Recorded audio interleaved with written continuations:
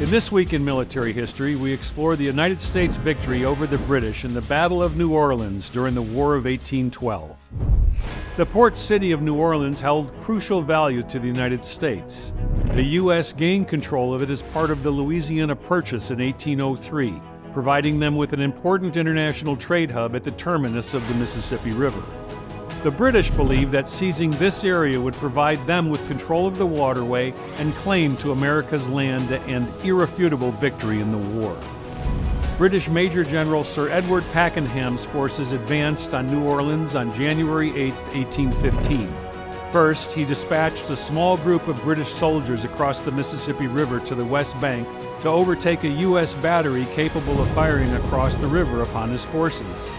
Then marched from the east over the fields in Chalmette toward the fortified American defenses along the Rodriguez Canal. There, he led a direct frontal attack on the American position before him. United States forces, under the command of General Andrew Jackson, had prepared strong defensive bastions with well-positioned artillery. Though outnumbered and mostly untested, Jackson's army's cannon barrages and musket volleys repelled the British attack.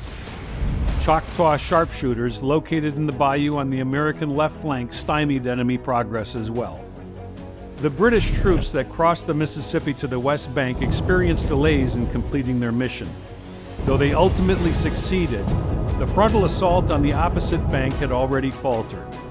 During the onslaught, Pakenham was wounded mortally, as was his subordinate, and left the beleaguered British with no option but to withdraw. The decisive battle lasted a mere 30 minutes and left the British with 291 dead, 1,262 wounded, and 484 missing or captured, compared to the American casualties of 13 dead, 39 wounded, and 19 missing or captured. Although the Treaty of Ghent was signed prior to the Battle of New Orleans, it wouldn't be received and ratified by Congress until weeks later, ending the War of 1812 on February 18, 1815. Join us next time for another segment of This Week in Military History with the Pritzker Military Museum and Library.